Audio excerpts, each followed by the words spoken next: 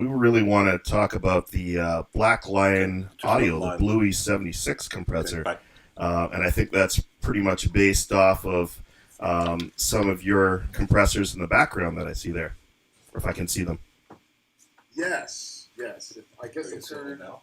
my whole desk. Okay, thank you, bye. Nice. I'm waiting for something to unplug. Now, if you look to my right, Yeah. you'll see four Blueys in the rack, right? Oh, nice. So, let's see. I'm going to leave that. I'll leave that pose for us.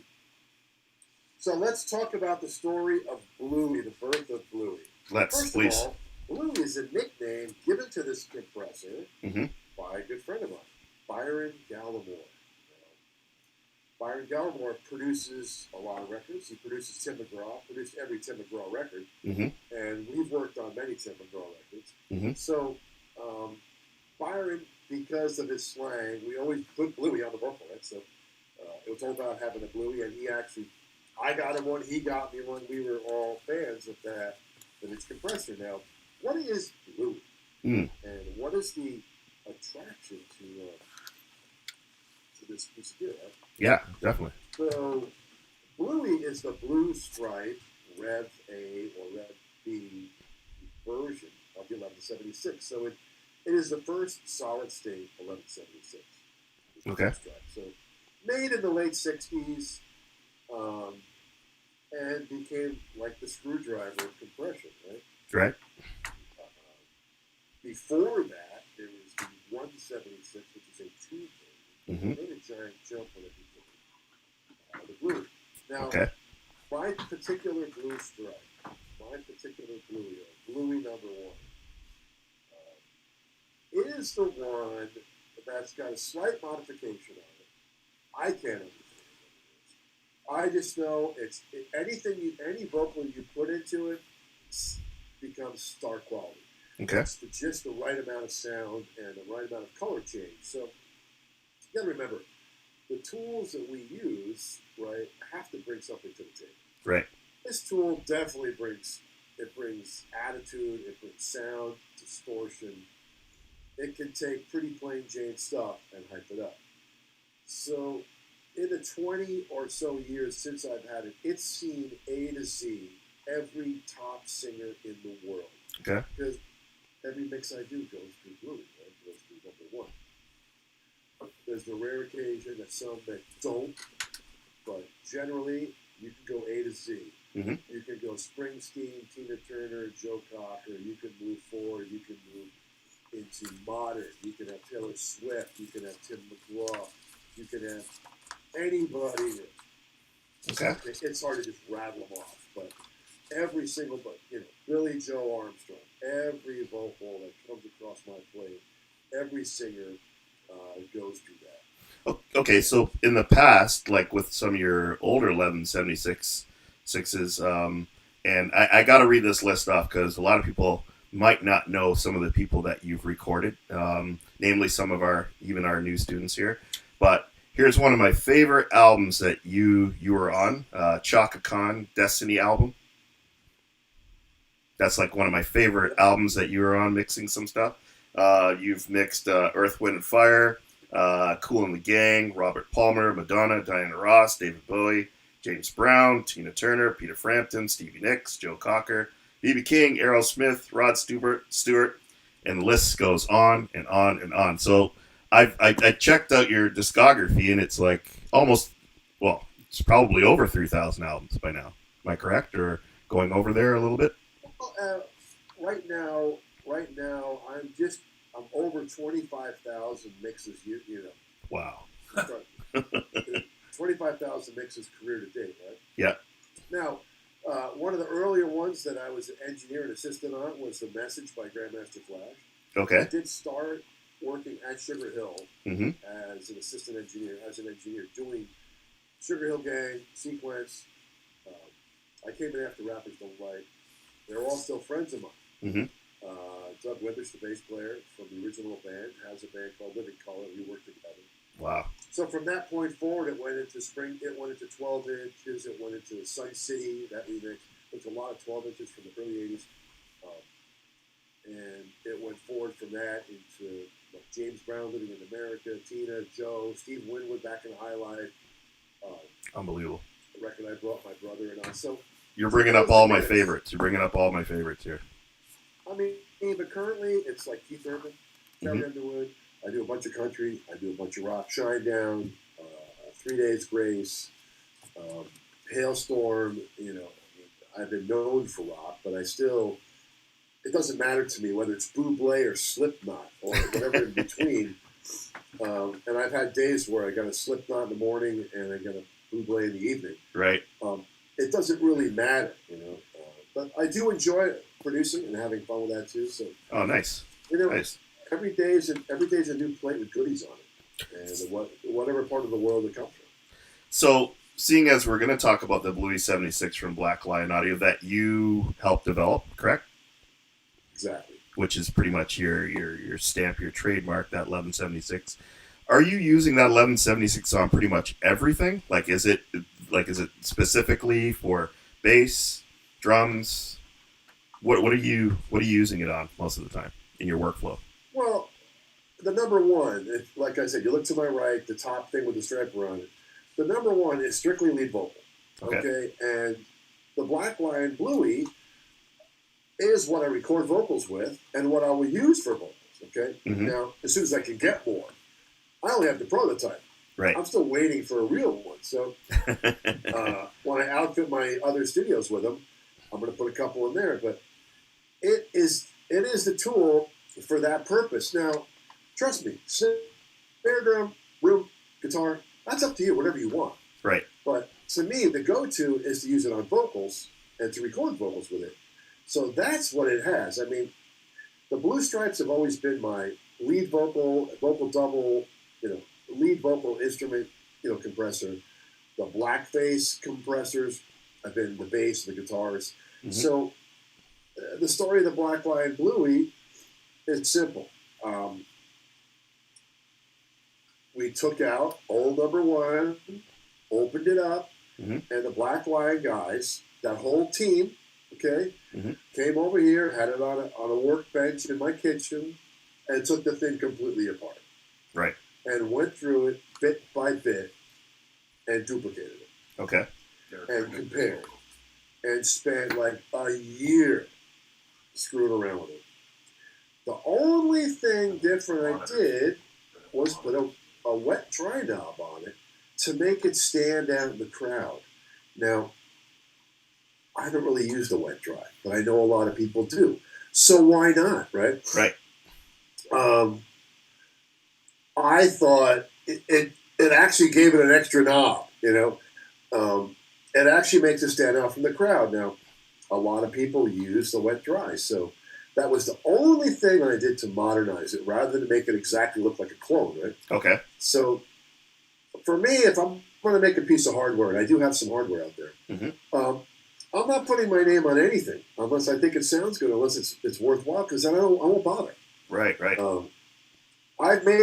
We've made some 1176s here, Mix LA ones. We made a batch of them, and it didn't have the voodoo, because you know what? You got to go after all the original parts. You got to go after you got to make it. You can easily make a solid state 1176 from a kit, right, and make it sound close. But for me, if it's gonna have my name on it, it's got to be exact. So it's got that character. But yeah, they pulled it apart. So this they did it when I went on vacation. Okay. So this is still a FET limiting amplifier, like like a FET limiting amplifier, correct? Yeah, there's no difference between it and the original one, except it's new. Oh, okay. You keep turning my mic quiet? No, we're just trying to adjust, I guess, for the stream here a little bit. So I'm just being I'm just okay. We're just adjusting. He can see everything. Test. Okay. Is that better for me? How you doing?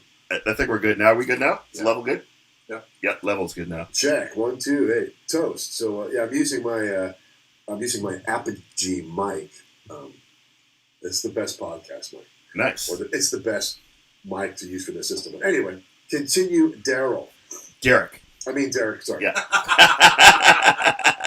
But because you you're know, but because you're Chris the Lord-Alge, only, you can call me Daryl. I'm sorry,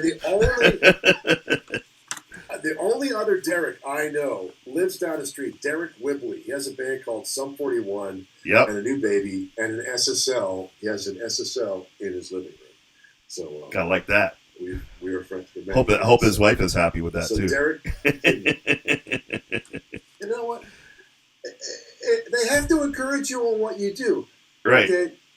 Would you rather have your husband, boyfriend, significant other come home and sit in front of a desk and make music, or sit on the couch with a beer, a bowl of popcorn, and watch TV all day? Right. After work. I mean, Totally makes sense. So, how do you compare the sonic quality of your like software plugins, for instance? Are they based on the original 1176 to the new Bluey 76? Is there kind of some sort of comparison that you've done? Any tests you've done to, just to hear the difference? I'm sure you probably have done some tests, but just kind of wondered. I mean, I use them both in the mix. Here's how it works. With Waves, we did the same thing. When we did emulations of my analog gear to make plugins, we got it as close as humanly possible inside our digital world.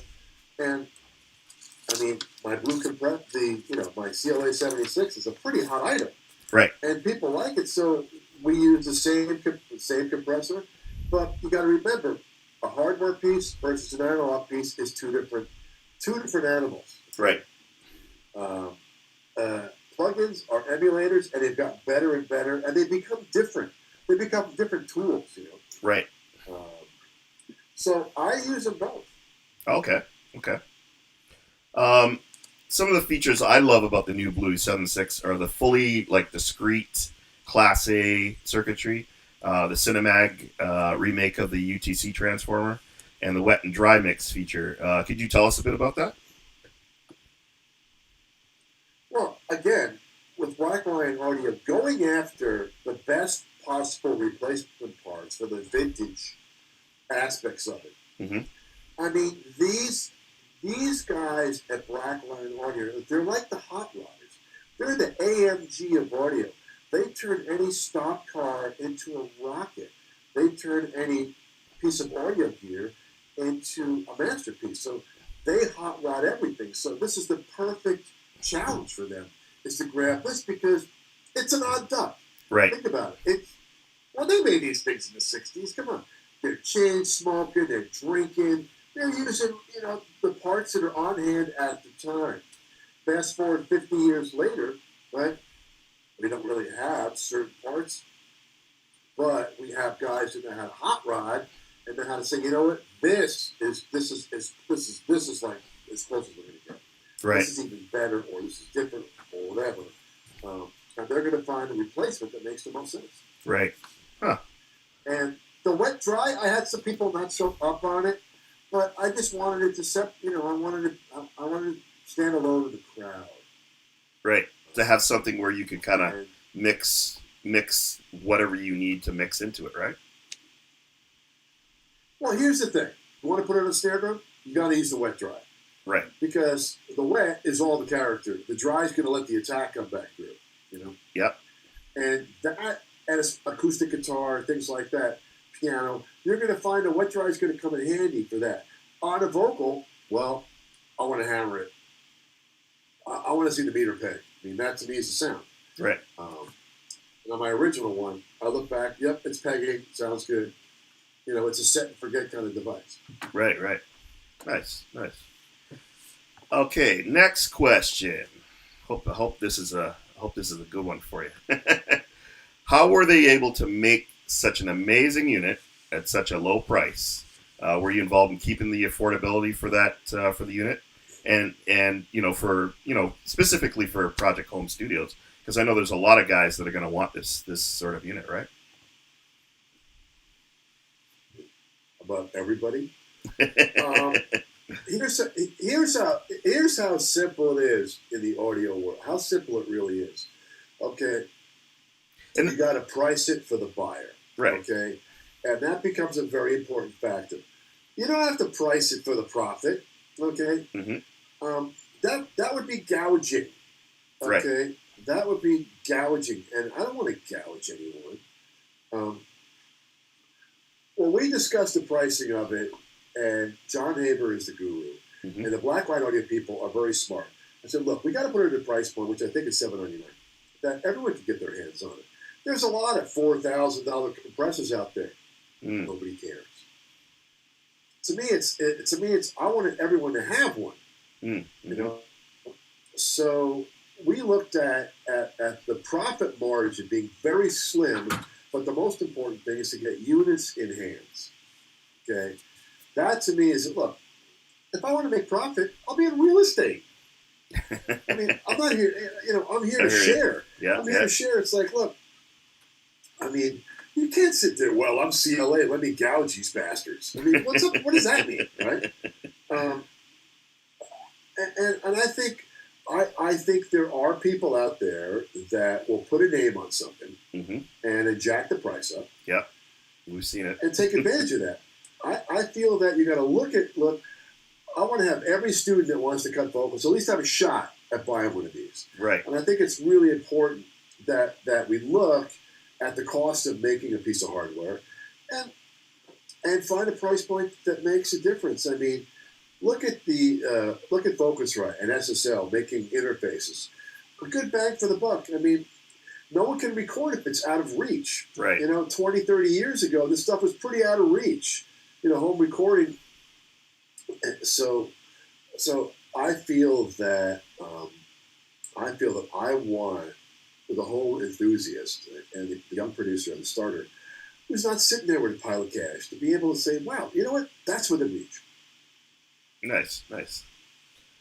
Okay, I think we kind of touched on this question, but I wanted to kind of touch on it again because some people might be really interested to know what type of material, like what type of instruments are you putting through, maybe even directly, from a preamp to the compressor.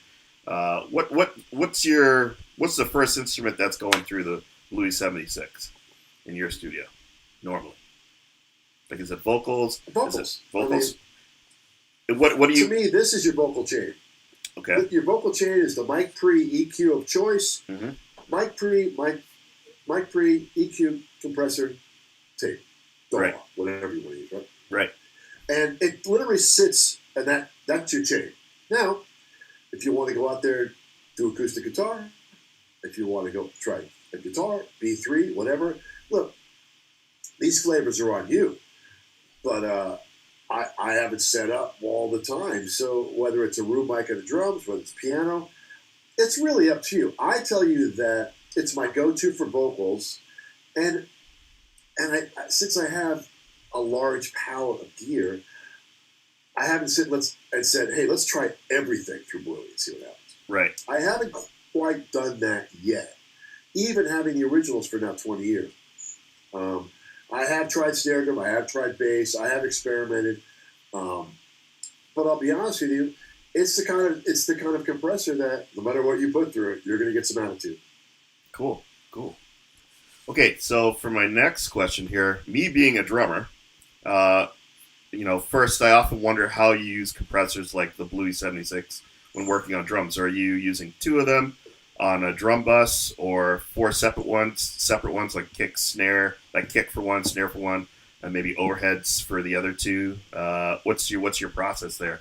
And what are you trying to achieve when you're going for that sound through the Bluey? Well, let's just talk about drums for a second. I mean, I would probably use a pair as a drum bus because of the character it's going to add. Mm-hmm. I would never put it on kick. When I'm recording drums, I would not do that. Right. Maybe after the fact, if I wanted to try something, great. I'd probably try it in the overheads, or I'd try it on the room tracks, see what that does. But it's a double-edged sword. The character of the drums gets good, but when the drummer starts beating the cymbals down, well, you get that uncontrollable sound. Right. So it's really seasoned to taste in that respect. So what I'm trying to get is when you listen, if you have drums with no compression playing in a song, Mm-hmm. Okay, it's going to sound really attacky and sticky. You're not going to hear any of the inside subdivisions of the player. Right. What this does is just takes the dynamic range and makes it smaller. So in a mix situation, Mm-hmm. I would always cut drums without compression. Okay? Always have that option. And the only way I'd cut drums with compression if there was Fairchilds there and I wanted to use one, I'd print the room with it, right? Right, right. But it's always the mix thing to add it and say, okay, let me see if I season to taste here. So overheads, 75% mix. Room, 75% mix, right? Mm-hmm. Drum bus, see if that works, Okay. But this is all for the user. So if you have a pair, okay, Mm-hmm. if you have a pair, then you use your interface and make it as a send-receive situation, and then give it a shot. I think give it a shot, then print it into your session, right? Right. I think it's with everyone kind of hanging out at home a lot more than usual. Yeah. And not traveling. I suggest you do this experimenting at home. Set it up and try it. Yeah. Perfect. Okay, so you have 4 prototypes right now. No, I have one. Oh, you have one prototype. You're seeing 4 originals in the back. Oh, okay. My prototype's off screen. I have another rack that's off screen that has my recording rack. Okay. So when do you think we might be able to, get one of these, to purchase, like try out for ourselves at our local store or whatever? I mean, availability for me, I don't have the availability answer. Mm-hmm. I know that they're for sale. I know they're making them as quick as they can. Mm-hmm. This is all made in the USA. It's all made in Chicago. I know they're working around the clock to keep up with demand because there was so many pre-orders. So, as with all things in COVID, the process of creation is a little slower, but they are available. So look, the only way you're going to get one is to go to your audio retailer, mm-hmm. go to your online retailer, whoever you want to use, and buy one and sit and wait. I'm sure if you don't want to wait, we'll refund your money, but yeah. But yeah, we're making them as quick as possible. Like I said, I'm CLA. I only have the prototype. We must be getting into having some stock now because I'm actually going to get one. Yeah, I was just informed that they're shipping now, but I thought I'd ask you since you're the creator of this great unit, so I want to get my hands on one of these and try it out for myself. Yeah, I think it's going to show up in every recording room, every home studio. It's going to be in a rack everywhere. Right. So I think it's an ideal piece of equipment, and it's an ultimate tool for recording vocals, especially. And awesome. You get the CLA sound. That's the CLA sound we want.